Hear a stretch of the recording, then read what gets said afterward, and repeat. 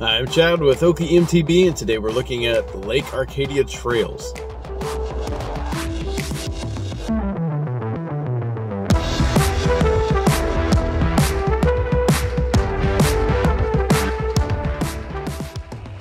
Arcadia is a wonderfully maintained trail located on the north side of Lake Arcadia near Edmond, Oklahoma.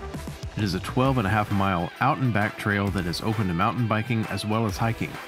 The trail is heavily trafficked at times, so keep your eyes open and heads up for oncoming riders, hikers, and dogs.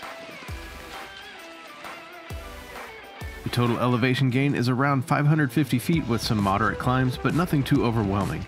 It flows very well, and the climbs are quickly rewarded with good downhill flows.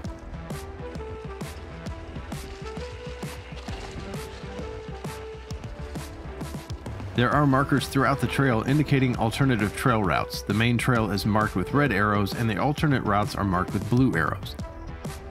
In general, the blue alternate routes are a little more technical and require a bit more skill, but they're not black diamond sections by any means.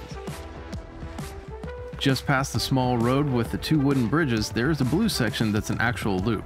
At the end of the loop, there is a do not enter sign to prevent bike traffic from going the wrong way.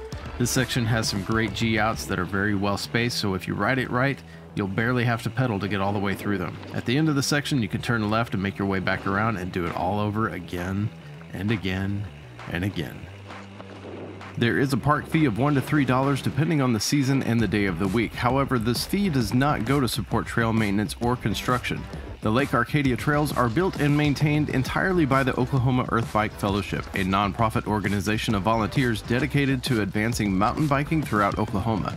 The OEF is the Oklahoma chapter of the IMBA. Get more information and join the OEF by clicking on the link in the description below.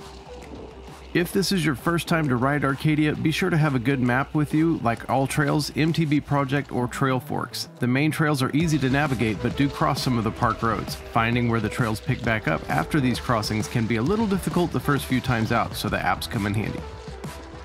The main trail is an excellent ride for most skill levels. There are some lovely rock gardens that don't get too technical, while other sections will challenge you to some climbs and some good drops. For the most part, the more challenging sections are near the beginning of the trail towards the lake on the blue sections. You will find a few trail sections that are intended for hiking only. These sections are clearly marked with hiking signs, as well as teaching trail sections marked with purple signage. Be respectful of hikers and students and avoid these trails on your bike. 4.5 miles into the ride, you'll come to the Spring Creek crossing. The bottom of the creek is sand-packed, so it's very easy to cross. Don't worry about getting stuck in the mud as you cross the creek. Though it looks muddy, it's quite firm. I prefer to ride slowly across to avoid racing stripes up my back, so drop to your lowest gear before crossing and you'll be ready to climb up the steep embankment on the other side. After crossing the creek, you're going to find longer straightaways and fewer blind curves. In my experience, I've also found this section to be less heavily trafficked by other bikers, but still have about the same number of hikers.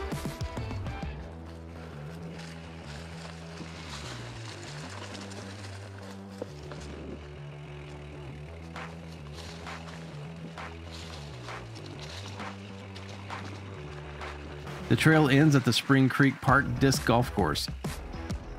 You can turn left and ride the road down to the lake shore. It's quite scenic, and some of the shoreline is actually rideable.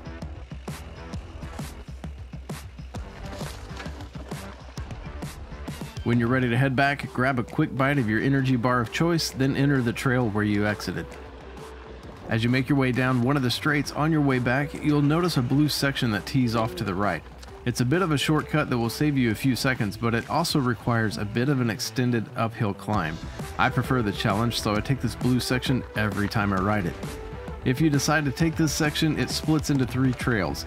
The trail to the left will take you back to the red trail. The middle trail will take you to a restroom and camping area. Please do remember to avoid the teaching trails in this area as they are restricted from bikes.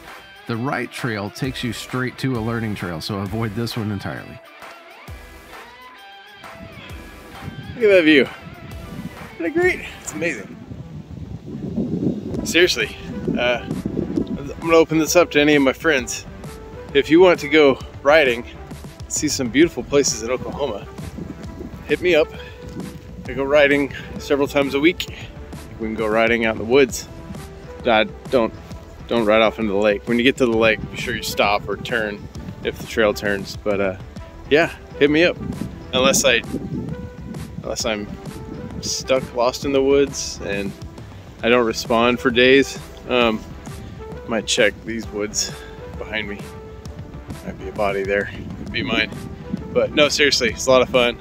We'll go at whatever pace you're comfortable with.